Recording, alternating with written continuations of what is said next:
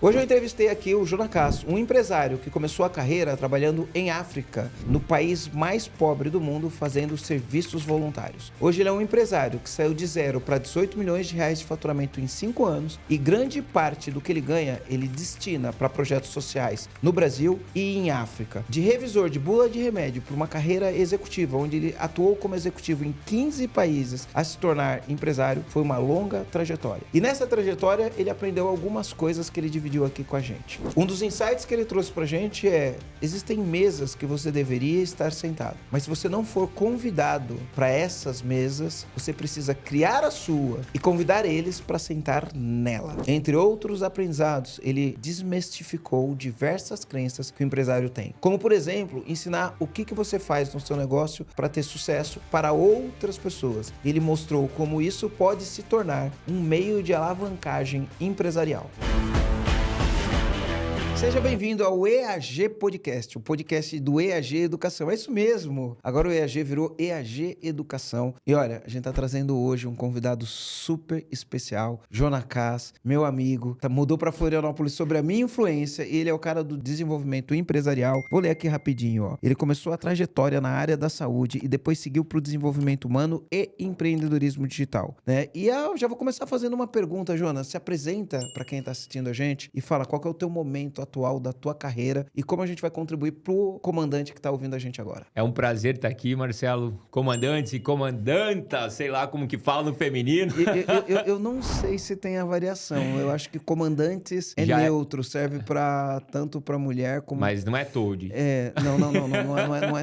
Não é todos, né? Mas eu chamo de comandante, eu não chamo de comandanta, mas tem que procurar na língua portuguesa. Joga aí, gurizada, vamos descobrir isso aí. Vamos descobrir.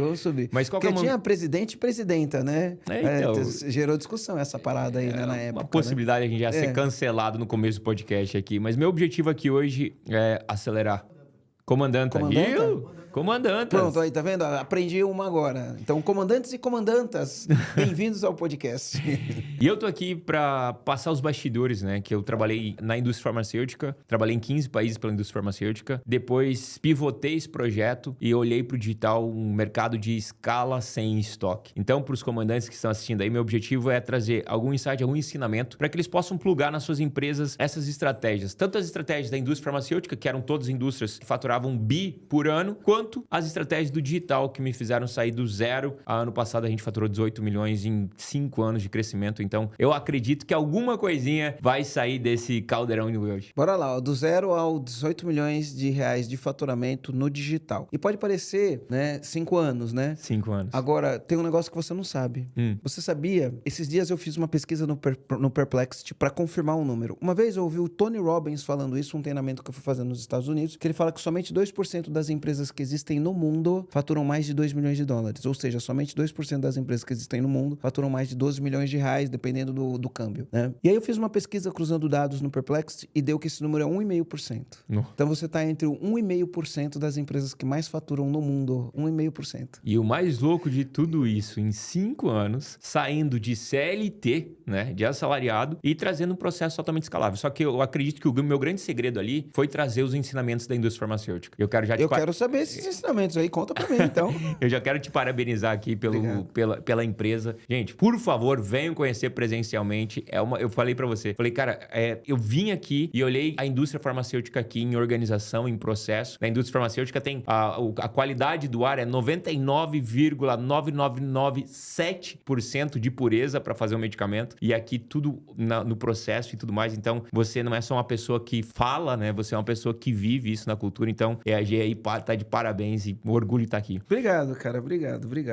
Então, conta um pouquinho da trajetória. Você você foi voluntário, né? Internacional, palestrante, tem toda essa vivência na indústria de farmacêutico. Conta um pouco dessa trajetória pra gente. Claro, cara. O que aconteceu? Eu me tornei farmacêutico e isso acontece muito na questão da mentalidade, porque meu pai disse pra mim: Jonas, faz farmácia porque eu nunca vi um farmacêutico passar fome. E isso é muito importante. Plantou uma sementinha ali. E isso é muito importante para todos os os comandantes que estão assistindo. Por quê? Porque muitas vezes os pais plantam uma semente, só que não necessariamente essa semente é uma semente de uma mentalidade produtiva. Meu pai falou, para não passar fome. Por quê? Porque ele passou na necessidade na infância dele e ele olhava na cidade de Itaipulândia, interior do Paraná, uma cidade onde tinha poucos farmacêuticos, e ele falou, cara, vai ter uma profissão que sobreviva. Então eu fiz farmácia, terminei de me formar em farmácia. Quando terminei a farmácia, eu olhei e falei, não é isso que eu quero. Vendi tudo, vendi meu carro, vendi meu guarda-roupa e fui fazer 1 ano e meio de trabalho voluntário na África. Lá eu tive meu maior pico de felicidade pro meu menor nível de dinheiro. Ou seja, qual que é a outra crença? Então eu já tinha a crença da sobrevivência, eu tive a crença de, se o dinheiro entrar, o que vai embora? A felicidade. Então eu tinha medo de fazer dinheiro e a felicidade ia embora. E daí eu voltei pra casa... Ficou bloqueado, travado. Não, bloqueado, travado, e eu queria salvar o mundo com o dinheiro dos outros, né? Porque tem muita gente que quer salvar o mundo com o dinheiro dos outros. Monta ONG pobre e fica pedindo doação, doação, doação, abraçando árvore e não ajuda ninguém, passa a ser ajudado. E eu entendi isso, falei, ou eu faço dinheiro para ajudar as pessoas, ou eu vou ser ajudado. Então eu olhei na indústria farmacêutica a possibilidade de eu criar uma carreira, escalar isso, e foi aí que eu apliquei. Passei 3 meses depois que eu voltei para a África sem conseguir fazer dinheiro, até que eu criei uma frase: quanto mais dinheiro eu fizer, mais pessoas eu vou ajudar. E daí essa frase me deu vitalidade, me deu fome de fazer dinheiro. Então eu parei de olhar o dinheiro como uma maldição e coloquei ele como uma ferramenta. Então eu falo que o dinheiro para mim é neutro, ele é tímido e ele é disponível. Então ele não faz mal a ninguém, são as pessoas que o conduzem. Ele é tímido porque ele só vai na mão de quem tem fome, e ele é disponível porque ele sempre está disponível. Então quem quer, pega. Quem não quer, assiste o outro a pegar. Então eu fui para a indústria farmacêutica e eu comecei corrigindo bula. Gente, você que não lê bula, tem um maledeto que escreve essa bula e outro que corrige. Tu imagina eu vindo da África, vendo trabalho voluntário, vendo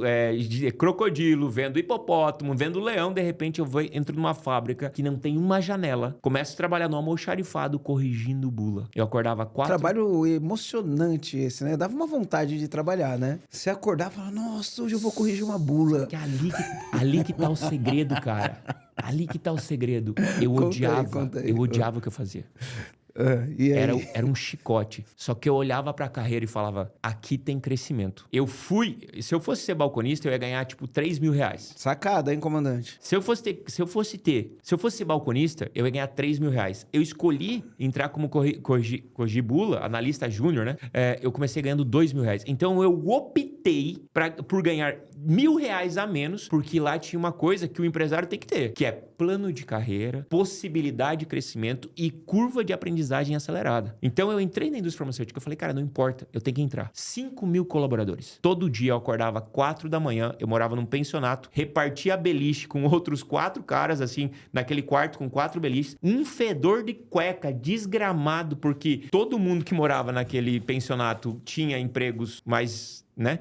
E depois eu trabalhava das 4 às 2 da tarde. Sabe por quê? Porque a indústria queria aumentar a produtividade da máquina. Eu usava o computador compartilhado. Dava 2 da tarde, eu tinha que levantar, outra pessoa sentava na minha cadeira e utilizava o meu computador. Então eles dinamizavam o espaço. Então eles repartiam das 4 da manhã às 2 da tarde, das 2 da tarde às 10 da noite. Era aquele setor de assuntos regulatórios que eu operava. Então, na indústria farmacêutica tinha uma coisa que mudou minha vida. Que isso é para todo mundo e eu acredito que quando você contrata certo, isso acontece em todas as empresas. Eu olhei lá e falei assim, como que eu vou crescer na vida aqui? Eu entrava no setor, tinha 300 pessoas, todo mundo usando a mesma camiseta roxa. Então, quem é da indústria farmacêutica já sabe qual que é a fábrica que eu trabalhava. E aquelas camisetas de bolinha, sabe?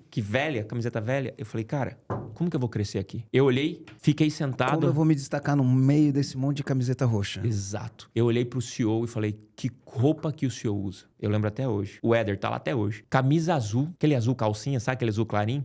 Aquele azul calcinha e calça sarja. Fui lá na Renner, comprei 5 camisas azuis e 2 calças sarja, que era o que dava. Me sobrava em média 800 reais por mês. Fui lá e comprei, no outro dia apareci no setor. Analista júnior corrigindo bula de social. Vestindo a roupa do CEO. O que eles falavam? Ô pastor, ô palestrante, ô prefeito, o que você vai fazer? E era deboche. 300 colaboradores me zoando porque não tinha nenhum que se vestia bem daquele jeito. Resumindo a história, 7 meses depois abriram uma vaga para assuntos internacionais. Ninguém quase tinha inglês. Eu tinha, porque eu tinha morado na África. Eu apliquei pra vaga e aí eu fiz um cambalacho. Eu apliquei pra vaga sem passar pelo meu gestor, porque é proibido lá na indústria farmacêutica trocar de vaga, naquela indústria, né? Trocar de vaga antes de 1 ano e meio de diária. De casa. Eu apliquei pra vaga sem passar pelo meu gestor e passei na vaga, cheguei pro meu gestor e falei, eu passei na vaga. Ele falou, como que você aplicou? Você não tinha minha assinatura. Um furo de operação. Aí meu gestor, eu falei pro meu gestor, ou tu tem uma opção, ou tu me libera pra eu trabalhar lá, ou eu vou trabalhar desmotivado aqui. O que você quer? Ele pô, aí você me lasca, não sei o quê, na malandragem, né? Depois cheguei no RH. Falei, RH, me libera pra trabalhar na vaga. Não posso, é contra as regras. Eu falei assim, o gestor me aceitou e o gestor me liberou e o outro gestor me aceitou. Por que você vai segurar a vaga? Conclusão, gente. 1 ano e meio, 1 ano e 2 meses depois, eu já estava na Índia auditando fábricas, comprando e auditando a qualidade da matéria-prima. Nesse projeto e nesses processos, eu trabalhei em 15 países pela indústria farmacêutica, trabalhei dentro de mais de 100 fábricas e a gente trouxe o primeiro canabidiol, que é a maconha, legalizada para o Brasil, registrada em forma de óleo. Então vamos lá, né? Vamos explicar. O canabidiol, ele é um componente extraído da maconha, da planta maconha. Não alucinógeno. Não alucinógeno, né? E ele tem alguns benefícios para alguns tipos de doença, é isso, né? Principalmente Alzheimer, demência, mal de Parkinson, doenças degenerativas, pessoas com, sei lá, né? Dificuldade de insônia e tudo mais. Hoje já tá mais tranquilo no mercado. Já tá mais tranquilo, né? Inclusive, só pra dar um spoiler, já tem o canabidiol sintético. A gente, desde aquela época, 2016, a gente já fabricava isso. E tá em processo de registro. Mas vai demorar uns 10 anos do processo, então 2027, mais ou menos, vai estar liberado. Legal. Aí você auditou essas fábricas, ajudou a trazer esses produtos. Qual foi a evolução disso daí? Cara, o grande segredo de tudo isso foi entender como que você tem que trabalhar multinacional, tipo, trabalhar na Índia. Na Índia é uma cultura, na China é outra cultura, na Suíça é outra cultura. E aí você vai entendendo que esses países, eles têm o sucesso que eles têm porque eles foram ambiciosos. Então a Índia prosperou muito. Por quê? A Índia prosperou muito porque na Segunda Guerra Mundial eles não tinham medicamento. Então eles internalizaram todos os medicamentos para o país não ficar sem medicamento. E daí eles não criaram a questão de marcas e patentes. Então eles quebraram a patente de todos os medicamentos para sua população não ficar sem medicamento. O que aconteceu? Com o plano da natureza da Europa, né, que não pode poluir, as fábricas foram poluir a Índia, que não tinha esse sistema de gerenciamento de poluentes. Na China, mesma coisa. A China, por causa da guerra, evoluiu muito. Quando o mercado abriu, a China começou a vender. E a China, basicamente, ela é repartida em 2 quadrantes, né? A parte antiga, que é a parte ali de Beijing, aonde eles decidem ser o maior de tudo. Então, todas as fábricas são gigantes, multimilionárias, e eles são o maior em cafeína, o maior disso. E a parte de baixo, que é ali Hong Kong, Shanghai, é tecnologia e medicamento de alta performance, e daí tem Guangzhou, tem todas essas. Aí tem Guangzhou, Shenzhen. Tem todas essas. Eu fui pra Guangzhou e Shenzhen. Gostou? Não foi uma experiência das melhores, não. O que você comeu lá diferente? Então, esse foi o problema, né? Eu não conseguia comer a comida deles. Mas assunto pra outra hora, né? Cara, é difícil. Pra mim foi muito difícil me adaptar com a comida. Eu sofri muito na Índia por causa da pimenta. Então, casos de diarreia de manhã, de tarde e de noite. Mas na China eu fiz uma coisa que com certeza vai gerar uma polêmica aqui. Eu comi cachorro. E não é, tipo, a favor ou contra. É simplesmente pra entender a cultura. Faz parte da cultura deles, né? Simplesmente isso. Mas na África eu comi rato. Pra mim, esse negócio do cachorro era uma coisa da cultura coreana. Uma vez eu conversando com um coreano, ele falou, mas não é qualquer cachorro, não é um cachorro de rua. Eles têm uma produção lá de cachorro, é um tipo de cachorro. Eu comi cachorro num restaurante coreano, da Coreia do Norte. Um restaurante que as filhas dos generais da Coreia do Norte vinham pra trabalhar no restaurante. Restaurante chiquetérrimo, famosíssimo lá e bem específico e bem raro. Não é mais tradição na China comer cachorro e o chinês não quer mais isso. Ele quer evoluir. Então tem todo esse processo de evolução, de internacionalização da China. Legal. Cara, você evoluiu nessa carreira, você voltou pro Brasil, trouxe o canabidiol, né? E quando foi que você olhou e falou, bom, vou aplicar os conhecimentos que eu trouxe aqui, quais conhecimentos foram esses? E você foi pro digital. Como que aconteceu? Sinceramente falando, eu sou filho de colono. A cidade hoje tem 9 mil habitantes, lá do interior do Paraná, Itaipulândia. Meu pai é gaúcho e minha mãe é catarinense. E pra mim, quando eu olhei para o CEO, eu já tava ali na Ipera, que é mercado capital aberto. Quando eu olhei pro CEO, pros diretores, eu já tava num cargo executivo, que eles compraram meu passe do Paraná e me levaram pra São Paulo pra desenvolver novos negócios lá. Quando eu olhei pra isso, eu falei, cara, a conta não fecha. O dinheiro tá em ser empresário. Eu vou precisar empreender, por quê? Porque a carreira, todo esse processo não era muito fácil. Então, empresa de capital aberto, você sabe que o chicote é forte. Então, eu falei pro digital, olhei pro digital e falei, cara, não pode que tem essa molecada passando a perna em todo mundo, ostentando, fazendo um monte de cagada. Eu não posso ser tão burro assim, falando 3 línguas, várias pós-graduações, aguentando o sarrafo da indústria farmacêutica nas costas, batendo meta atrás de meta. Eu já estava ali batendo 6 a 7 anos na indústria farmacêutica. Já estava numa empresa que faturava, que é o nome do estádio do Corinthians, que a Hypera é a antiga Hipermarcas, né? É dona da Neoquímica e todo esse processo. Falei, cara, não posso que eu entrar pro digital e vou perder pra essa gurizada. Essa foi minha linha de raciocínio. Mas por quê? Porque eu analisei o meu salário, eu analisei quanto que eu ganhava e eu falei, se eu plugar uma esposa aqui, plugar 2 filhos aqui, provavelmente eles vão passar necessidade e eu não queria crescer lá dentro. E, primeiro, para ser patriarca. Segundo, eu não sou ainda, tá? Vai ser. Segundo, graças a Deus. Segundo, eu só tava fazendo dinheiro pra mim. A minha promessa de quanto mais dinheiro eu fizer, mais pessoas eu vou ajudar, ela não tava sendo cumprida. Eu não tava ajudando ninguém. Eu só tava trocando de carro, melhorando de vida, juntando um dinheirinho. E eu falei, cara, eu vou meter pro digital. Então foi num colapso, um pré-burnout, que eu disse, cara, não fecha a conta. E daí eu entrei pro digital. E aí no digital, meu irmão... Como foi tua curva de aprendizado? Explica o que você faz no digital para as pessoas entenderem o que você faz. E conta como foi tua curva de aprendizado, porque tu tem uma curva de aprendizado, né? Eu tô no digital desde 2015. A gente teve uma curva de aprendizado, né? A gente explodiu em 2020 com a pandemia, né? Mas até lá teve uma curva de aprendizado que foi longo. Foi 5 anos de curva de aprendizado, né? Foi 5 anos. E aí quando a gente estourou, a gente cresceu 10 vezes em 2 anos. Que legal. Né? Como foi essa curva de aprendizado?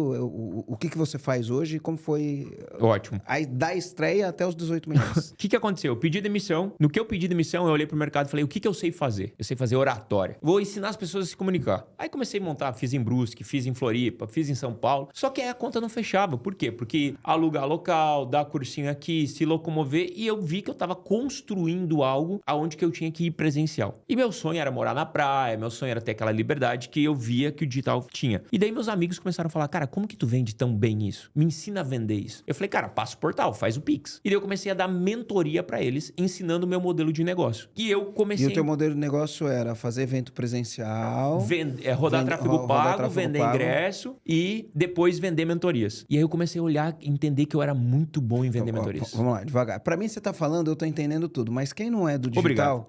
Pra quem não é do digital, a gente precisa dar um passo a passo. Então, você faz campanhas, joga o cara numa página que tá vendendo um treinamento de oratória, um treinamento de, enfim, desenvolvimento humano. A pessoa vai lá assistir o treinamento, nesse treinamento você vende uma mentoria para ele. Esse é o modelo de negócio. Só para as pessoas entenderem. Então você tem 2 vendas, né? Aliás, deixa eu fazer uma provocação aqui. Qual que você acha que é a venda mais importante? A primeira ou a segunda? Eu vou... Questão filosófica. Posso trazer minha... filosófica. Posso trazer minha teoria? Pode. Minha teoria é o seguinte, ó. Estratégia metformina para todo mundo que tá assistindo aqui. Qual que é a estratégia metformina da indústria farmacêutica? A gente comprava ali na média 18 containers de metformina ali por mês. Então a galera que tá falando, comprar container 18 de farinha. Tu tem noção que é isso? Vinha 18 containers de farinha. O que acontecia?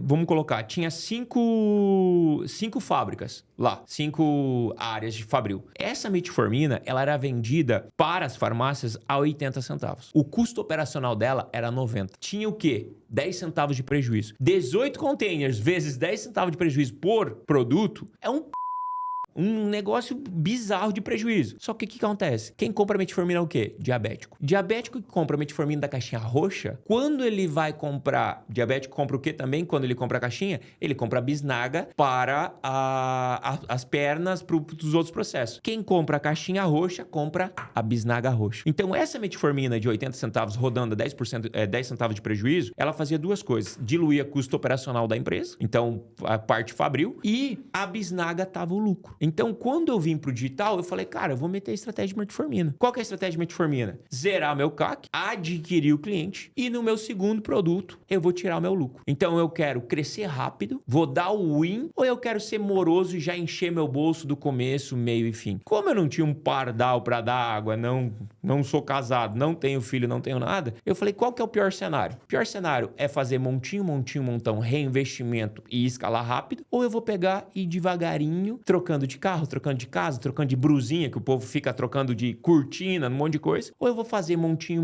montão, dono bem, custo de vida bem baixo. No meu caso, eu foquei nisso. Então, quando você faz a pergunta, o que é mais importante para a saúde e cash flow? O segundo produto. Depende a estratégia e o momento da empresa que você tá. No meu caso, eu não era ninguém, meu irmão. Eu só queria fazer R$4.000 por mês, que era meu custo de vida para não voltar a ser CLT. Tudo que era acima de 4, então o que eu fazia? Eu passava o começo do mês, fazia 4. Depois de 4, eu dava win. Falava, cara, agora eu fiz 4, tirei, paguei meu custo, agora tudo isso é para se tornar grande. Conclusão, 9 meses depois, eu aluguei o estádio do Palmeiras para fazer um evento, no meio da pandemia, sendo microempreendedor individual, sendo uma MEI, onde ninguém fazia evento, ninguém tirava dinheiro do bolso, e eu meti o louco. Quantas pessoas você colocou lá no estádio do Palmeiras? Era a época da pandemia. Então, na época da pandemia... As pessoas iam de carro, né? Teve uns eventos assim, muito loucos. O que aconteceu? O Pablo Marçal fez um evento lá, o Kaiser fez um evento lá, o Paulo Vieira fez um evento lá, e eles não estavam conseguindo lotar. E deles liberaram vouchers. E a minha amiga famosinha, não era famosa ainda, né? Mas a minha amiga famosinha ganhou um voucher. E chegou pra mim e falou assim, Jonas, vamos lá que você tem carro. Só que o meu carro era um Honda Civic velho, com o banco de couro furado. Por quê, bicho? Empresa segurando. Fui no evento, minha amiga pegou o celularzinho dela. Amigas, sabe aquelas blogueirinhas bem de gente boa? Amigas, um dia nós vamos alugar isso aqui, encher de mulher. Eu falei, porra, ideia genial. E aí eu vou falar pro empresário, tá ligado? O negócio é o seguinte, cara. Sabe por que tu muitas vezes não arrisca, que tu não quer arriscar? Porque tu não pede preço. Tu pensa hoje que contratar um colaborador pra ser um social media, contratar um time de marketing, contratar a EAG, tu nem tem a coragem de pedir o preço, de clicar no link que tá na descrição aqui e saber, pô, conta pra mim aí, quanto que é esse negócio aí? Porque minha empresa tá em caos. Mas você pensa, porque ele tem um podcast famoso, que ele é grande, que ele fala bonito, você pensa que é caro. Não, não é caro. Caro é tu ficar passando o perrengue que tu tá passando, caro. É tu contratar mal, caro. É tu demitir mal, caro. É tu tomar invertida. Caro é tu ser engolido pela concorrência. Isso é caro. Caro é faltar final do mês ou do ano, DRE, ou tu não ter ali divisão pra dar pros seus colaboradores. Então, na minha opinião, não existe caro ou barato. Existe ROI. E uma coisa que eu tenho certeza que dá ROI é processo, organização, indicadores, escala, gestão de equipe, que é o que vocês entregam aí na EAG. Isso é verdade, isso é verdade. Então, já aproveitando, comandante, se você quiser ter ROI na tua operação aí, tem um link aqui na descrição do vídeo e você pode fazer sua inscrição para participar do programa EAG. A gente vai estruturar um treinamento, a gente tem um treinamento estruturado para você, onde você vai aprender os 6 pilares, que são 6 fundamentos para você ter uma empresa que funciona livre do caos, tá? Esses pilares são domínio pessoal, cultura organizacional, liderança, gestão, finanças e tração. Clica aqui, conversa com o pessoal do meu time que a gente tem um produto especial para você. Jonas, então... Isso é um absurdo. E só terminar do start pra você entender, isso é um absurdo, porque ele te entrega 6 pilares. Se tu tá devendo algum desses 6 pilares na sua empresa, já vai pra cima. E daí o que aconteceu só do estádio? Só pra voltar pro estádio. Sabe por que eu aluguei o estádio do Palmeiras? Porque eu pedi o preço. E aí, quando você pediu o preço... Sabe quanto custa hoje pra alugar o estádio do Palmeiras? Não faço a menor ideia. Alugar do jeito que tava, com estrutura, só que hoje com pessoas, 12 milhões. Hoje é 12 milhões. Cheguei em casa... Pra um dia. 12 milhões um dia. Um dia de aluguel, o Paulo Vieira fez agora, eu tive acesso aos números, não sei se podia contar, mas tá aí. 12 milhões. O que acontece? Cheguei lá e mandei mensagem, falei pra uma amiga minha, falei, descobre quanto que é o estádio do Palmeiras. Ela me marcou uma reunião, cheguei lá no estádio do Palmeiras, estacionei o Honda Civic na rua de trás pra ninguém ver aquele carro feio. Cheguei lá, eu falei, gente, que roupa que eu vou? Eu não ia com roupa social. Por quê? Minha roupa social não era bonita. Então eu falei, vou de moletom. Por quê? Moletom eu sou ou muito rico ou muito louco. Cheguei lá no estádio, pedi o preço, com a diretora de marketing do estádio. Ela falou, o que você vai fazer? Eu falei, não, vou fazer um evento aí, eu sou youtuber. E a minha sorte, tava Maiara e Maraísa, tava Zezé de Camargo lá. E eu doido pra tirar uma foto com o Zezé, mandar pro meu pai, não podia mostrar que eu era fã dele. Ela falou assim, não, verdade. Ontem aquele Zé Felipe, não é Zé Felipe, sei lá o nome daqueles do youtuber, fez aqui, esgotou em um dia. E Maiara e Maraísa sofre pra vender ingresso. Eu falei que a gente aluda que se lota isso aqui rápido. Conclusão, meu irmão. Ela me deu 5 datas, eu escolhi a última. Cheguei em casa, eu tinha 35 dias pra vender todos os ingressos e fazer história. E qual que era o valor do aluguel do estádio, que você não revelou ainda? Ou quebrar. 350 mil reais. 350 mil reais pra fazer um evento no Allianz Parque. Quando me falou 350 mil reais pra fazer um evento no Allianz Parque, tudo incluso, porque era na pandemia, então eles davam tudo incluso e eles alugavam todo dia.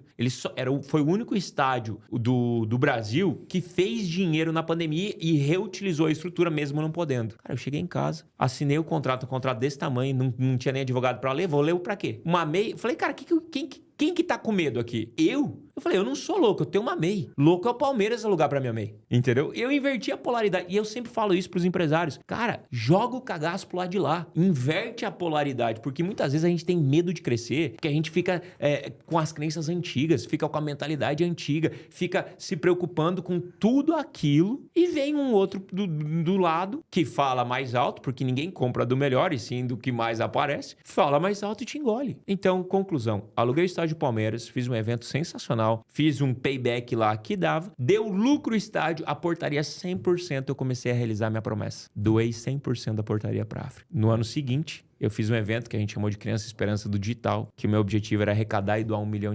A gente arrecadou 1 milhão e doou 1 milhão para o Brasil e para a África. No ano seguinte, 1,2. Hoje tem vários projetos que a gente apoia tanto no Brasil, com o maestro João Carlos Martins, quanto no Malawi, que é o terceiro país mais pobre do mundo. Salário mínimo da minha aldeia, onde eu trabalhava lá, é de R$47 por pessoa. Expectativa de vida do homem, 48 anos, e da mulher, 52. Então, você que está escutando esse podcast, agradeça a Deus que tu nasceu no Brasil, porque se tu nascer na África, muitas vezes você podia estar morrendo ou no final da sua vida. Então é sobre isso, cara. É sobre empreender, gerar impacto e depois cumprir as promessas do teu propósito. Que legal, cara. Parabéns. Tamo junto. Às vezes a gente não consegue... A gente trabalha muito a questão da gratidão, né? Então, a pessoa só entende o que é ser grato pela água quando ela tem água pra tomar. Quando ela não tem água pra tomar, na verdade, né? Porque ela toma água todo dia, aí ela fala, vou agradecer a água. Porque você tem água, você não tá agradecendo, né? Agora, quem não tem água tá sonhando pra ter água pra tomar. Enfim, assunto pra uma outra hora, né? Mas a gente tem que ser grato mesmo, né? Tem que ser grato por ter nascido no Brasil. E o Brasil é um país de oportunidades, O né? empresário ele tem que saber por que ele quer crescer. E eu sempre tenho, na minha opinião, o empresário ele tem 3 dinheiros. E ele tem que decidir qual desses 3 dinheiros ele quer crescer. Por ele, e geralmente ele não se ama o suficiente pra fazer dinheiro por ele. Pela família ou pela sociedade. Então, o primeiro dinheiro que o empresário faz é pela família. Então, ele começa, eu quero empreender pra dar uma melhor condição da família e tudo mais. E depois que ele faz pela família, ou ele estagna e não quer crescer mais, ou ele começa a entender o impacto da sociedade que ele faz. Geração de emprego, doação de dinheiro. Então, a gente tem a meta da empresa e a gente tem a meta de doação, que faz parte do nosso propósito. Então, é muito importante você saber isso e, empresário, uma dica, tá? A sua capacidade de receber amor é equivalente à sua capacidade de permanecer com dinheiro. Então, se ame mais e ame mais a sua família para você ter mais ambição. Que legal. Saiu da farmacêutica, começou a fazer treinamentos e aí entendeu que, poxa, esse caminho aqui vai ser muito longo, então vou ensinar esse modelo de negócio, que é um modelo de negócio que o cara, ele vende um treinamento, entrega o treinamento, nesse treinamento ele vende a segunda venda. E aqui a minha questão filosófica era, qual que era a primeira venda, qual que é a venda mais importante, a primeira ou a segunda? Sabe por que eu falo isso? A minha questão filosófica é, se não tiver a primeira venda, não tem a segunda, certo? Certo. Mas a primeira venda talvez o cara não te conheça e ele comprou sem te conhecer, né? A segunda venda não, ele já provou, já testou, já validou e falou, vou comprar de novo. Isso serve para uma padaria, isso serve para uma doceria, isso serve para um restaurante, isso serve para uma indústria, isso serve para um serviço, isso serve para uma tecnologia. Foi a primeira vez que eu comprei, eu caí. Eu me permito ter errado na compra que eu fiz, mas se eu fizer o mesmo erro pela segunda vez, é burrice. Então, qual delas é a mais importante? A primeira ou a segunda, né? Enfim, quem nasceu primeiro, o ovo ou a galinha, né? Foi por isso que eu fiz essa questão filosófica com você. Mas no final do dia, a segunda venda que você faz pro mesmo cliente é uma validação. Ó, comprei, você entregou, eu senti firmeza e eu vou comprar de novo de você, né? E aí daí vem a terceira, vem a quarta, vem a quinta, vem a sexta. Só o fundamento que eu queria trabalhar. Aí você pegou e falou, bom, isso aqui é um modelo de negócio, tem pessoas que querem aprender isso. E aí você começou a ensinar as pessoas a fazerem isso. Exatamente isso. O que eu entendi? Os meus amigos do prédio começaram a me pedir, Jonas, me ensina a vender porque eu sou ruim de venda. Eu falei, cara, tem dinheiro aqui. E eu gosto do follow the money. Vai pra onde tem dinheiro. Se tá precisando sobreviver, vai pra onde tem dinheiro. Depois faz o que gosta, entendeu? E daí eu comecei a entender que eu poderia ensinar eles a minha padronização de mentoria. E aí eu me posicionei como mentor de mentores. Então eu ensino uma pessoa que tem conhecimento a empacotar esse conhecimento e escalar esse conhecimento no digital. Porque daí eu entrei na filosofia da parábola dos talentos. Que tem muito, por exemplo, muito empresário escondido lá no interior, gênio, só que não ensina ninguém. E fica guardando seus talentos lá. E acaba não gerando esse impacto social que poderia gerar. Por exemplo, tem um mentorado meu que ensina imagina agora donos de restaurante. Quantos restaurantes... Eu falei pra ele assim, cara, quantos restaurantes vão quebrar porque não sabem comprar o forno da pizzaria? Que é uma das coisas mais importantes da pizzaria, é o forno, o tempo da pizza e tudo mais. Eu falei, cara, enquanto você ficar escondendo esse teu talento lá no interior do Paraná, você vai matar muitos empresários. Muitos empresários vão quebrar porque não tem essa habilidade. Então, leva pro mundo. Leva pro mundo. Mesmo que o empresário sempre fale assim, mas eu tenho que virar blogueiro. Eu tenho que virar youtuber. Cara, tu só tá escutando isso aqui hoje porque cara, existiu esse podcast. Entendeu? Quantos empresários você já salvou de quebrar em todo esse processo? Primeiro, gerando a consciência da necessidade. Depois, trazendo pro seu evento de 3 dias, aonde ele olha e fala assim, quantos empresários já falaram assim, se eu tivesse tido você há 5 anos atrás, eu não tinha quebrado a outra empresa. Eu ouço isso direto. Então, tu não tem... Quanto tempo eu perdi, eu ouço. As pessoas, nossa, quanto tempo eu perdi? Devia ter feito há 2 anos atrás. Eu te sigo faz 5 anos, resolvi fazer agora. Devia ter feito desde o primeiro momento. E eu vou mais profundo, cara, porque, na minha opinião, tu não salva e resolve só esse problema. Tu salva relacionamentos, porque tu sabe que quando o dinheiro... O relacionamento vai embora. Tu melhora a qualidade de vida das crianças, porque eles trocam de escolas. Tu melhora a faculdade, tu troca a qualidade do prato de comida de muitas pessoas, porque o empresário de sucesso, ele aumenta salário, ele faz distribuição dos lucros e tudo mais. Legal. Eu tenho aqui um questionamento. Aconteceu recentemente. No último programa EAG, na nossa imersão, teve uma pessoa que fez a seguinte pergunta. É interessante as perguntas e as crenças limitantes. Queria falar um pouquinho de crença limitante. Então, teve uma pessoa que levantou e falou assim, Marcelo, meu problema é o seguinte, eu escondo os números porque se o cara entender meus números e ele sabe fazer o que eu faço, ele sai e monta dele. E aí eu olhei pra ele e falei, cara, por que você não faz diferente? Em vez de você fazer isso, por que você não olha e fala o seguinte, eu quero expandir meu modelo de negócio. Ele falou, aí eu gero meus próprios concorrentes. Aí ele tem 10 concorrentes lá, que foram funcionários dele e hoje é concorrente dele. Eu falei, por que você, ao invés de gerar seus próprios concorrentes, que vão competir com você e vão levar a fatia do teu bolo, por que você não faz o seu bolo aumentar e você leva uma fatia de um bolo melhor? É uma crença limitante, né? Eu falei, o que você tem que fazer? Faz um plano de carreira onde você vai mostrar pro cara o seguinte, ó, olha esse modelo de negócio aqui, ó. Se você for bem aqui, eu vou abrir uma segunda unidade e você vai ser o sócio operador da segunda unidade. Perfeito. Ou uma terceira unidade, ou uma quarta unidade, ou uma quinta unidade, ou uma sexta, sétima. A gente vai expandir pro Brasil inteiro e você vai ser sócio operador. Em vez de você ficar criando seus concorrentes porque você tem medo, né? Você cria seus futuros sócios que vão operar para você e você vai ganhar mais dinheiro. Aí virou uma chave na cabeça dele, né? Ele passou a ver diferente. Porque, por exemplo, eu sou despachante e meu pai era despachante e muitos funcionários do meu pai saíram e abriram outro escritório de despachante. Tudo bem que dentro da legislação o despachante não pode ter a segunda empresa. Se meu pai tivesse esse nível de conhecimento, né, na época, se esse tipo de conhecimento fosse acessível na época para as pessoas poderem olhar para os modelos de negócio, talvez ele seria uma marca muito reconhecida onde vários escritórios despachantes trabalhariam debaixo de uma marca super reconhecida, né? Enfim, é só a mentalidade. Aí nisso tinha dentro da sala uma advogada. E essa advogada, ela trabalha com incentivos culturais, de esporte, esse tipo de coisa. Então, imagina o seguinte, tipo tá? Rouanet. Tipo Rouanet. É que a lei Rouanet, ela é muito mal vista, né? Mas assim, existe um dinheiro disponível, que esse dinheiro funciona assim. O empresário, principalmente o empresário que ele é lucro real, ele pode apoiar os projetos que estão debaixo dessa legislação. Então, o Rouanet é uma legislação... E fazer marketing com isso, a gente fazendo a indústria farmacêutica. A lei Rouanet, existem outras, tá? Mas a mais conhecida é a lei Rouanet. E todo mundo fala, fulano de tal pegou não sei quantos milhões com a lei Rouanet. Não pegou o dinheiro do governo. É uma empresa que vai lá e fala assim, olha, eu vou patrocinar esse evento, ou eu vou destinar para esse evento R$1 milhão. E essa empresa abate do imposto de renda que ela iria pagar, ela escolhe, em vez de ela escolher dar o dinheiro pro governo e o governo gastar do jeito que quer, ela escolhe assim, ó, esse dinheiro aqui eu vou destinar ele para ser gasto pelo governo neste projeto. Exemplo, um time de handebol, de beach tênis, um coral da comunidade. Isso, um projeto de cultura, um projeto de esporte. Ó, esse dinheiro aqui eu vou gastar para o time de handebol da cidade poder participar do Campeonato Brasileiro. E isso é muito legal porque ganha a comunidade. E é um dinheiro que o empresário, ele vai pagar de qualquer jeito. Ou ele vai pagar via imposto, ou ele vai falar, eu vou destinar esse imposto para este projeto. Enfim, pode ter um monte de discussão, gente que concorda, gente que discorda, isso é o que menos importa, né? Mas no final do dia, esse dinheiro carimbado ajuda um monte de pessoa para projetos sérios. Tem projetos que não são. E fica na cidade. Mas assim como tudo no Brasil, tem coisa que é séria, tem coisa que não é séria, né? né? Pegando o que você me falou, ela falou, cara, eu lá na empresa tudo passa por mim, minha mãe é uma excelente gestora de projeto, a gente não ensina nada pra ninguém, porque senão a pessoa vai virar o nosso concorrente. Aí eu olhei e falei pra ela, tava numa cidade no interior, eu não sei se era do Rio Grande do Sul, de Santa Catarina ou do Paraná, interior, cidade interior, acho que era interior de Santa Catarina, e ela pode fazer projetos no Brasil inteiro. Eu falei, olha só, você tá segurando na sua mãe a gestão desse projeto, você não ensina isso pra ninguém, e você limita o teu crescimento, porque você não tem braço pra fazer 1000 projetos. Uma pessoa toca um número limitado de projetos.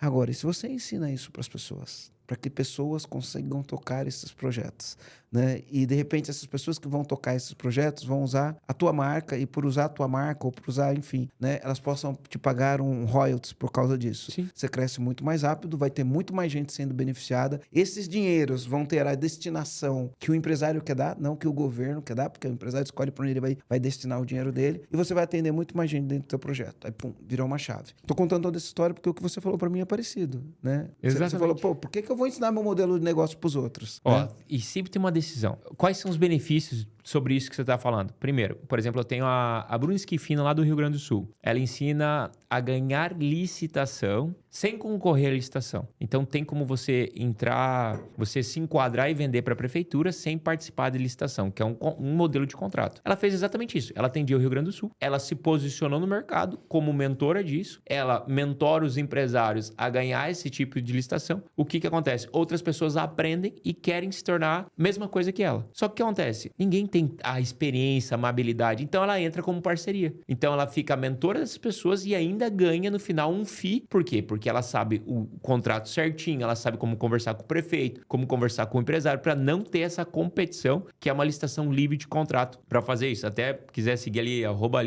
licitocom ali, que ela ensina esses empresários a isso. E no processo, por exemplo, tem uma coisa que a gente tem que entender. Por exemplo, tu conhece aqueles grupos de venda de carro? Como que é o nome? De repasse? Sim. Exemplo, grupo de repasse. Eu comprei um carro de repasse que eu queria fazer um teste, cara. Eu falei, cara, eu quero comprar um carro de repasse para fazer um teste para ver se dá margem de lucro e vender aqui. Quando eu fui comprar, do cara aqui de Porto Belo, eu falei, meu irmão, tu tem que montar uma mentoria disso? Não, eu não vou montar uma mentoria disso porque o mercado vai encher de concorrente, não sei o quê. Eu falei, tu tem uma decisão. Ou tu monta a mentoria disso, Ou alguém vai montar. ou alguém vai montar. Tu decide. Olha como que o mundo é. 5 dias depois, uma dona de repasse do Rio de Janeiro comprou a minha mentoria porque ela quer montar uma mentoria disso. E o cara do Porto Belo vai chupar o dedo. Por quê? Existe uma coisa que é fincar a bandeira. E foi o que tu fez nesse processo de gestão. Tu foi o precursor. Tu foi o primeiro a falar no mercado e a trazer para o digital. Então, tu fincou a bandeira no Oceano Azul. Então, quando tu fala sobre empresa autogerenciável, sobre gestão, sobre liderança, sobre descomplicação, eu sempre lembro da EAG. Por quê? Porque foi o primeiro. Então, o marketing, ele é mais fácil e a referência de ser o primeiro, tu pode contar pra mim, cara. Conta pra esses empresários. Qual que é o tesão de ser o primeiro? É assim, ó, eu sou um cara que eu não tenho muita vaidade, mas é tradição, né? Ter tradição é uma coisa importante. A gente tá 10 anos no mercado fazendo o que a gente faz. Então, a gente tem uma tradição, não é voo de galinha, né? É um negócio que tem consistência no longo prazo, né? Trabalhando de maneira séria, de maneira disciplinada, trabalhando com ferramentas sem invencionismo, né? Sem ilusões, trabalhando a gestão real mesmo, como se faz gestão na empresa. A gente tá há 10 anos aí no campo de batalha e, 8 mil empresas que já passaram pela gente, né? Pelos nossos programas. E isso é muito importante, por quê? Porque tem muita gente que está trazendo hoje no mercado, como eu venho da indústria farmacêutica e eu montei a empresa de mentorias no digital, quando eu vou falar sobre processo e gestão da nova geração, é totalmente diferente. Ou o empresário ele começa a entender, ou ele nunca vai ter a nova geração trabalhando nesse processo. Então, o que acontece? Tem muita gente que está falando, empresário tem que descer para o chão de fábrica. Empresário tem que estar na operação. E esse negócio que a galera está falando de autogerenciamento, eu já peguei, já escutei cortes de autogerenciamento não existe. Eu vou te falar, quem está falando isso, para mim, na minha opinião, é Tiranossauro Rex. Hoje, o dono da empresa que eu trabalhava lá, que hoje vai bater 3 bi ano, meu irmão, ele não pisa na fábrica há não sei quantos anos. Ele tá em outros projetos, ele só faz retirada. Tu acha, entendeu? Tem tempos que eu desço pro chão de fábrica, que a gente fala. Tem momentos da empresa que tu tem que cortar. Mas se tu quer construir uma empresa para ser escravo da empresa, se abraça e não conversa comigo no meu processo. Por que eu fui pro digital? Primeiro, porque não tem escala, não tem estoque, não tem estoque, tem escala e quanto mais famoso eu fico, mais eu vendo, entendeu? E é claro que o LTV é muito importante. Então eu foco muito no LTV eu tenho muitos alunos desde o dia 1 com a gente e nesse processo. Então, como eu ensino as pessoas a faturar mais com mentorias, o que eu vendo? Eu vendo dinheiro, eu vendo sucesso. Eu tenho que entregar esse indicador para eles. Só que eu tô morando no canal da Barra da Lagoa, meu irmão. Eu fiz isso para morar pé na areia. Eu fiz isso para ter tempo de qualidade. Eu não fiz isso para ficar enfurnado num local onde não tem janela, ficar dependente e ficar cheirando o Rio Tietê todo dia. Nada contra o paulista que está assistindo aqui. Mas vamos ver aqui para Florianópolis ver se esse marzinho não é melhor que o Tietê.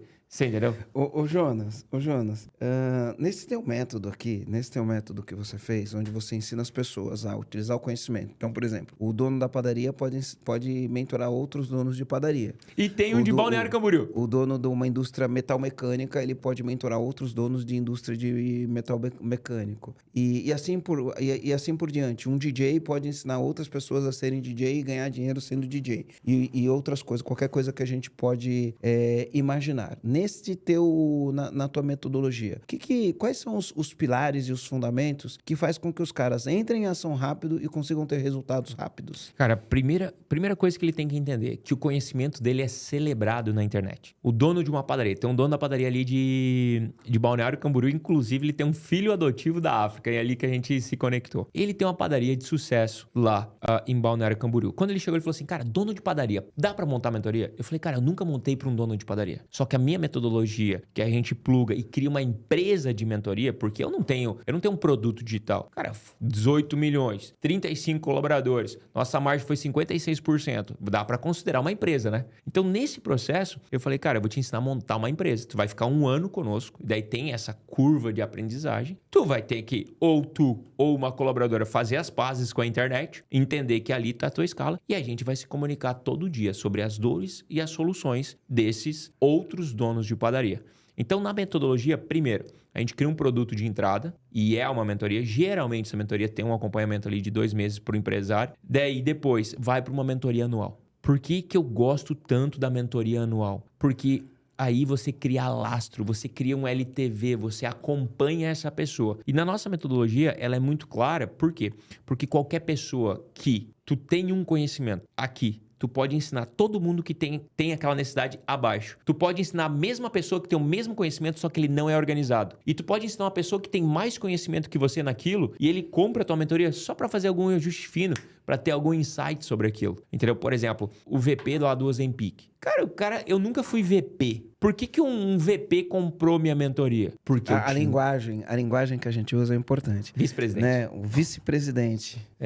Do quadrante de vendas lá. Mas por que ele comprou? Porque ele queria entender que nesse jogo eu sou bom, entendeu? Eu nunca fui um VP. Mas por que eu dou mentoria para diretores, para presidentes e tudo mais? Porque o que eu sei é celebrado naquela empresa. E é isso que o empresário tem que entender. Muitas coisas que tu sabe é altamente celebrado. E a única coisa que tu faz, tu geralmente faz isso em churrasco. Tem muita gente que paga o churrasco ainda para dar a mentoria, troca em cafezinhos ou fica respondendo o WhatsApp. E principalmente quem é diretor, gerente, essas coisas, tem que tomar muito cuidado porque o mercado é muito cíclico. Daqui a pouco você fica saturado no mercado, vem a outra galera, você não consegue se realocar e você não criou uma renda extra ali para manter a qualidade de vida da sua família, que não é baixa. Entendeu? Hoje, o custo de vida de uma família, de um diretor, ela está entre 30 a 50 mil por mês. Se o cara não está plugando alguma estratégia extra, o que ele vai sair? Ele vai sair de diretor e vai montar o quê? Uma franquia. E aí, margem de lucro baixa, não sei o quê, porque ele não entendeu o jogo do empreendedorismo e o digital está aí para ter essa escala. Que legal. Pilares. Quero construir um negócio digital. Quais são os pilares? Primeiro processo é entender qual é a promessa de transformação que você quer gerar. Então, aonde que você vai olhar? Você vai falar assim, eu tenho uma padaria. Você vai prometer gestão, você vai prometer vendas, você vai prometer o que de solução? Então, o primeiro processo é entender quais são as 3 coisas que você falaria até de graça. Então, se eu te perguntar quais são as 3 coisas que tu falaria tá de graça, se é para construir no digital, para mim, na minha opinião, tu não pode construir algo que tu não ama falar. Porque se tu tem que gravar um podcast, fazer uma live ou alguma coisa, não dá certo. Depois de fazer isso, tu cria uma metodologia de entrega. Então, qual que é o tempo que essa pessoa precisa para ter ou um pequeno resultado ou o resultado necessário. E aí entra o tempo de entrega. Ou 2 meses, ou 6 meses, ou 12 meses. E depois disso, vai para o LTV. Então, geralmente, a gente cria uma esteira de produtos e uma escada de acesso. Por quê? Dê honra quem te honra. Quem paga mais tem que ter mais acesso. Quem paga menos tem que ter menos acesso. E aí que entra o problema dos empresários. Eles tratam aquele cliente que pisa uma vez por ano na empresa da mesma forma e aquele que está todo mês comprando, eles tratam da mesma forma. Então, muita gente não analisa o ticket médio que o cliente deixa, não analisa o quanto ele é promotor do produto ou quando ele é embaixador da marca. E no digital, como a gente tem isso tudo muito metrificado, é mais fácil fazer isso. Então, quando a gente vai para o LTV da empresa, geralmente é uma mentoria em grupo, porque ganha mais por hora, então o conhecimento é celebrado. Depois vai mentoria em grupo de entrada para abrir carteira, um produto mais em conta. Depois uma mentoria mais avançada, geralmente anual. E no final monta o creme de la creme. Que eu falo assim, o primeiro produto paga a operação. O segundo produto gera o lucro. E o terceiro produto te aposenta. E o creme de la creme é o mastermind, que você tem um. E mastermind para mim é um clã. É um pertencimento, é a sua maçonaria, é o seu Rotary, é o seu Lions. Chega de ficar sentando na mesa dos outros. Chegou o momento de você montar a sua. E para mim, eu tenho 100% de certeza, por sempre estudar muito a tendência é os subnichos. As pessoas cada vez mais vão buscar os mentores altamente nichados. Entendeu?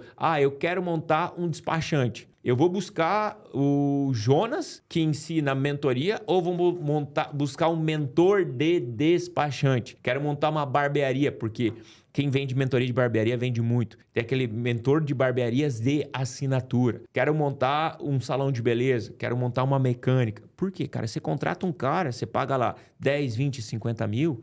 Ele te dá o business plan, ele te dá os contratos, ele te fala o modelo de contratação, o modelo de marketing. Então, basicamente tu pegar a tua empresa e passar o modelo de negócio e passar para essa pessoa. São 2 clientes. Ou tu decide ser mentor de pessoas igual a ti, que tu vai te ensinar o outro CNPJ, ou tu atende o público final. Então, tu tem que sempre tomar essa decisão. Ou os dois. Mas primeiro decide, né? Porque eu gosto do essencialismo, né? Eu escrevi aqui, então, como pilares, o primeiro pilar é você precisa ter uma oferta. Cara, qual é a oferta que eu vou dar para a pessoa? Qual é a promessa que eu tô fazendo aqui? Segundo pilar é paixão. Se você vai trabalhar nesse negócio, você tem que ser apaixonado por isso, se você não for apaixonado por isso. Terceiro pilar, pelo que você falou para mim, seria método/produto. Eu tenho que ter um método para entregar isso.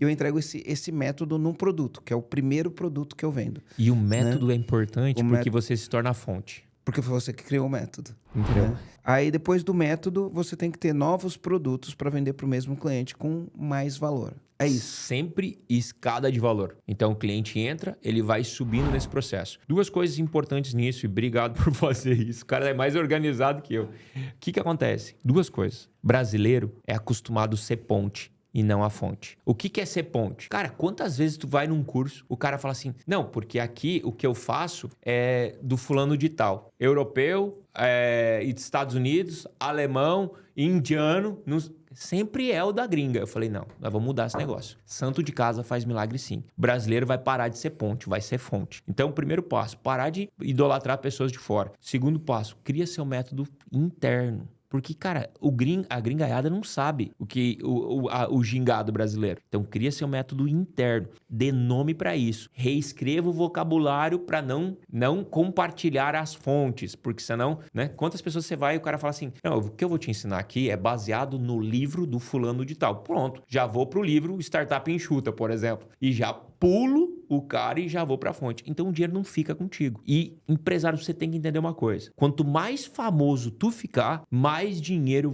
tu vai fazer. Por quê? As pessoas querem fazer dinheiro com pessoas famosas. Então, o dinheiro vai mais fácil para o prefeito ou vai mais fácil para o vereador? Vai mais fácil para o prefeito na questão de negócio. Então, além do dinheiro que você faz, por exemplo, com mentoria, se posicionando no digital, tem outro dinheiro que as pessoas ficam querendo te ofertar produtos ou negócios ou investimentos paralelos. Então, é uma captação infinita. É que a gente tá numa época O meu pensamento sobre isso é, nós estamos numa época que é a economia da atenção, né? Então, hoje as pessoas estão o tempo inteiro distraídas e tem coisas competindo com a atenção da pessoa. Então, o cara tá trabalhando, mas ele tá competindo a atenção dele e, via de regra, essa atenção que tá competindo vai estar... Antigamente, essa atenção tava na televisão, continua a atenção na televisão, as pessoas chegam à noite em casa, vão assistir televisão, mas talvez... O canal que ela assiste não é mais o mesmo. Certo. Então, antigamente ia assistir Jornal Nacional, hoje vai lá e coloca uma série da Netflix. Mas eu acho que grande parte da atenção está no bolso. Não em forma de dinheiro, mas em forma de smartphone, onde ela está consumindo um conteúdo. Então, quanto mais presença você tem no digital, mais pessoas você tem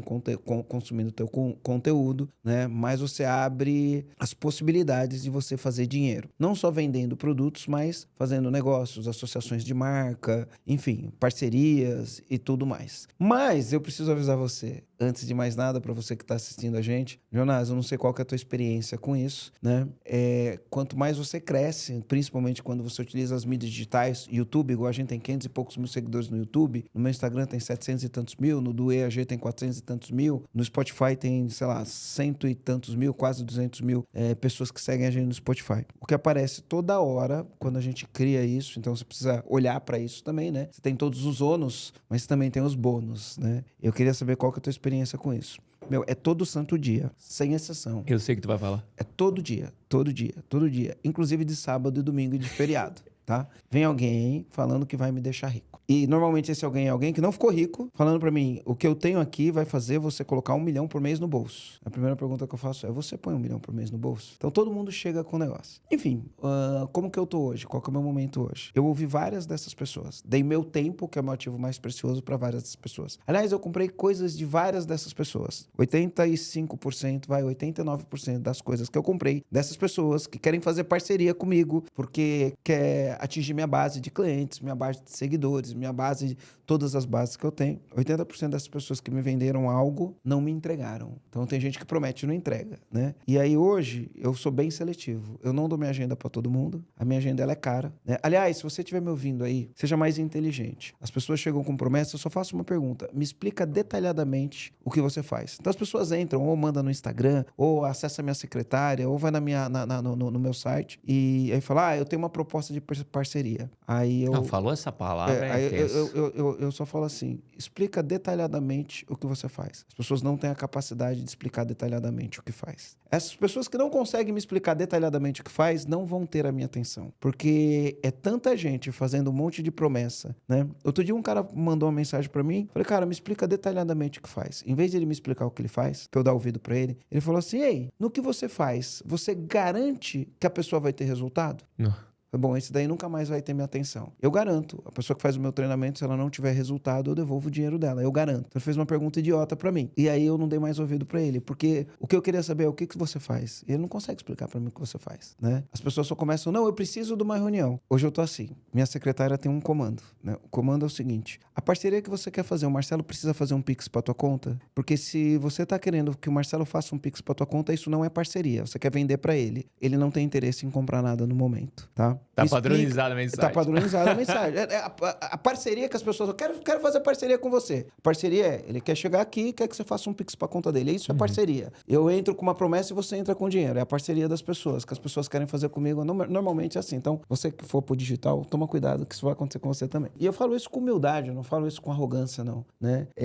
Ou a pessoa quer usar os nossos ativos. O que é o nosso ativo? Nossa base de cliente, nossa estrutura, nosso canal do podcast, que ele não tem, ele quer usar o nosso ativo, mas não quer valorizar o ativo. Tá. Então, tipo, eu quero fazer um negócio com você, vou usar todos os seus canais, vou usar todas as suas bases, né? E o que eu faço vale 98% e tudo o que você tem vale só 2% do negócio. Tá fácil. Né? Aí eu falo, tá, cara, faz o seguinte, constrói tudo que eu construí e você não precisa do meu ativo, faz com o seu ativo, né? Então, enfim, né? Isso acontece muito. Acontece isso com você também hoje? Cara, acontece muito e eu quero dar uma dica pro empresário em relação a isso. Eu tenho uma frase que eu carrego comigo, que por que eu aluguei o estádio de futebol? Eu aluguei o estádio de futebol porque eu queria por ego e vaidade. Eu acho que a primeira grande coisa do empresário é ele assumir o que é ego e o que é vaidade e o que é propósito. Não Depois dá você aprende com isso, toma um tombo e aí o ego cai lá embaixo, a vaidade mas cai. eu queria palestrar no estádio de futebol e ninguém ia me convidar. Então eu falei, vou alugar esse negócio. E eu coloquei uma frase dentro de mim, se não te convidarem para sentar na mesa deles, monte a sua e convide-os para sentar na sua. Então eu sempre monto a mesa nesses processos. O que acontece dos empresários na era digital? Eles querem muito salvador. E é por isso que essa gurizada vende. Então ele pega um social media que vai salvar, que vai fazer todos os posts, e ele não sabe liderar, ele não sabe cobrar, ele não sabe pedir um indicador. Ele contrata um gestor de tráfego que aperta botão, mas ele não sabe, do gestor de tráfego fala, teve tantas mil visualizações, e ele não sabe se isso é bom ou se é ruim. Então ele não sabe qual indicador cobrar. Então geralmente eu falo, cara, antes de tu contratar qualquer prestador de serviço,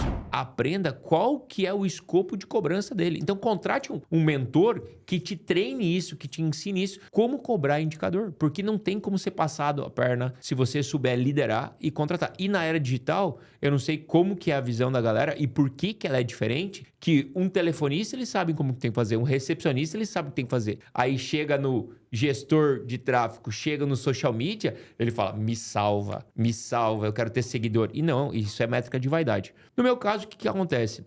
Eu não tenho... Eu sou um cara bem reservado, assim, então eu não fico frequentando muitas mesas. Só que todo dia vem uma sociedade. Sociedade, todo dia alguém quer marketing for act, né? Que eu entro com a minha imagem e eles me dão uma porcentagem na empresa. E isso perde muita energia, né? Então, essas oportunidades de negócio, eu acredito que o maior dinheiro do empresário está dentro da empresa dele e não desfocar disso. Que eu vejo muito empresário, que nem eu fiz agora, né? Comprei um carro de repasse. Comprei um carro de repasse para ver como que é. Eu gastei uma energia para uma curva de aprendizagem e tudo mais. Só que na realidade eu tava precisando do carro aqui para Floripa, porque andar de Porsche aqui, Boxer, não é muito inteligente. Mas... E para mim é muito isso. O empresário, o primeiro passo, ele tem que saber quais são as métricas e os indicadores que eles têm que exigir. Porque uma coisa que quando ele entender isso, ele não vai ter medo de investir no digital. Que é, se ele está investindo na marca e na imagem dele, o dinheiro não vai embora. Então o cara coloca tráfego pago e é bem interessante. Muitas vezes ele coloca no outdoor lá 1.800 para colocar um outdoor. Mas no tráfego pago ele só coloca 500 pila. E no tráfego pago entregou mais nichado, mais segmentado, apresentou para mais pessoas. Só que ele está acostumado a pagar lá na rádio, massa, não sei o quê. Porque ele não sabe metrificar esse retorno sobre investimento. E hoje no digital, para mim, não tem. O maior retorno sobre investimento, mais fácil, mais metrificado. Só que tem que saber exigir, tem que saber cobrar e tem que olhar para isso com um intuito. O colaborador mais barato do empresário hoje, para mim ali, é esse videomaker, que não é mais um videomaker, é um social media que vai documentando a empresa dele. Inclusive, eu vou trazer uma estratégia que se eu tivesse empresa eu faria, que é assim, ó, é filmar 100% das pessoas que entram na tua empresa. Eu ia filmar, por exemplo, eu tenho uma loja de imóveis. O cara entrou, faz um takezinho, marca o arroba dele. Sabe por quê? Porque esse cliente que entrou, comprou alguma coisa, se tu marcar o arroba dele lá nos stories, ele geralmente tem 300 seguidores. Ele vai repostar, porque ele não posta nada no dia inteiro dele. Ele vai repostar. E foi uma imagem bonita. Quando ele reposta, se ele tem uma casa boa, por exemplo, todo mundo vai falar assim, fulano de tal compra na loja tal. Por isso que a casa dele é boa. Outra coisa, as lives, né? Empresário que não faz live de venda hoje, tá maluco. Lá na China, há 7 anos atrás, eles já faziam as live shops, né? Eu tava na Itália agora, na loja da Dolce & Gabbana. Fui na loja da Dolce & Gabbana comprar um calçado. E quando eu entrei, tu não vai acreditar, tinha uma chinesa fazendo live shop dentro da loja da Dolce & Gabbana, falando em chinês, vendendo para a China e enviando da Dolce & Gabbana da Itália para a China. Então, uma lojinha num shopping center pequenininha fazendo live shopping e vendendo para a China inteira. Olha a inversão de jogo que o cara fez. Qual que é o custo disso? Contratou uma chinesa lá para fazer live shopping. Então, o empresário que não está olhando para esses canais de escala, ele está pensando que a comunidade dele é a cidade, é o bairro, quando ele pode ir para a avenida principal que se chama Brasil. Já aproveitando, eu gravei um podcast com a Juliana Turmina. E a Juliana Turmina, ela ensina nesse podcast como que ela faz as live shop. Então, eu vou pedir depois na pós-edição aí para colocar isso, né? Então, você quer aprender como faz uma live shop, clica aqui, vai nesse podcast aqui, que você vai entender como que você faz uma live shop, tá? E não importa qual varejo você pode vender o produto em live shop. Eu conheço um cara que vende faca em live shopping. Tem mulher que vende roupa em live shopping. Tem sex shopping que vende produtos eróticos em live shopping. Tem gente vendendo gesso Cara, eu vou contar. em live shopping. Eu vou te contar uma coisa que Então, aconteceu de tudo, comigo. Tudo. Olha aqui, aconteceu comigo. Eu tenho um piá lá de Taipuã, Johnny. Fala, moleque. E aí, Johnny? Desse tamanho. Ele fala na garagem dele. Ele limpa, faz aquele limpeza de carro detalhado, sabe? Na garagem dele, só que ele posta tudo. Posta todo o detalhe. E ontem ele lavou uma Hilux. Que carro que eu comprei agora? Uma Hilux. E eu queria limpar ela. Cara, eu desejei que o Johnny lá do Paraná limpasse o meu carro. Só que eu tô em Floripa, não vou mandar pra lá. E eu tô lá, falei, Johnny, pelo amor de Deus, abre uma live, meu irmão. Só pelo desejo dele postar nos stories que ele faz caprichadinho, eu mandei numa loja aqui, em Florianópolis. Só que eu olho pra loja, eu sei se o cara é bom, entendeu? Por quê? Olha como é importante isso. O Johnny me educou o que é bom numa limpeza de carro. Então, o outro benefício do posicionamento no digital é quando o empresário ele fica postando o que eu tenho que prestar atenção na hora de adquirir um produto. Porque, por exemplo, eu reformei minha casa aqui em Floripa. Eu não entendo nada de móveis. Como que eu escolhi os móveis? Eu escolhi os móveis porque o dono da imobiliária falou, fecha com esse aqui. Entendeu? Ninguém me gerou consciência do que é um móvel bom ou não é um móvel bom sob medida. Então, a missão do empresário que quer faturar mais, quer ter ticket mais alto, é gerar a consciência do que é ruim também para o seu cliente. E aonde que gera consciência? Grupos de WhatsApp específicos. Tem que ter todo empresário. Eu não entro em grupos de WhatsApp, mas a gente produz conteúdo, né? Vou colocar pra você. Se não te convidarem pra sentar na mesa deles, monte a sua e convide-os pra sentar na sua. Eu, se fosse empresário de qualquer ramo físico, eu teria um grupo de WhatsApp, mesmo que fosse fechado, de clientes. E pediria se eles querem entrar aonde você manda as promoções lá dentro, onde você manda os detalhes lá dentro. E uma coisa que é muito importante, que eu faria com certeza hoje, eu criaria um grupo de WhatsApp dos melhores clientes. Sabe por quê? Eu aprendi isso lá na China e aconteceu aqui em São Paulo. Lá na China, quando... Aqui em São Paulo ou lá em São Paulo? Lá em São Paulo, desculpa. Eu vou trazer só de São Paulo. Ó, eu comprei esse relógio aqui, ó. Esse relógio aqui é um Rolex. Eu comprei esse aqui, ele é 1987, em homenagem ao ano do meu nascimento, para mostrar que as horas passam e elas valem. Quando eu comprei, o que aconteceu? Tem um grupo de WhatsApp que depois que tu gasta acima de 100 mil reais naquela loja, eles te colocam no grupo de WhatsApp. Beleza. Fui eu lá, beleza, quanto que eu paguei? Eu falei, cara, é só eu comprar mais um baratinho que eu entro no grupo. Quando eu fui comprar o outro relógio para dar de presente, eu fui comprar um outro Rolex para dar de presente para uma amiga minha, tu acha que eu pesquisei outra loja? Eu não, quero voltar lá porque eu quero entrar no grupo de WhatsApp. Quando eu entrei no grupo de WhatsApp, quem tá lá? Tá todos os caras do digital, tá o Pedro, tá não sei quem, tá todo mundo lá dentro. E os empresários parrudos. O que acontece? O que faz nesse grupo de WhatsApp? Posta nenhuma. Só posta foto de relógio de carro, foto de relógio e te faz sentir pobre, né? Porque os caras têm muita grana lá dentro. Bizarro. Dia dos Namorados agora que eu falo, bizarro que eles davam de presente. Só que, cara... Ali tem um dinheiro. Não, mas inconsciente, eu comprei na loja porque eu queria entrar no grupo de WhatsApp. Então, essa dica de tu criar um grupo específico, se fizer sentido, de networking, eventos de networking, monte a sua própria mesa, empresário. Essa é a dica. Legal. Show de bola. Ô Jonas, a gente vai encaminhando aqui para o final. E a gente tem um ritual aqui que é o comando. Qual comando você deixa para quem ficou aqui com a gente até agora, tá? Eu vou colocar aqui algumas coisas que você falou, tá? Que foi comandos que eu anotei enquanto você pensa no teu. E depois eu quero que você fale como que as pessoas fazem para te achar, tá? Você falou um negócio no começo aqui que para mim é muito importante. Você falou sobre o meu comando é curva de aprendizagem acelerada, tá?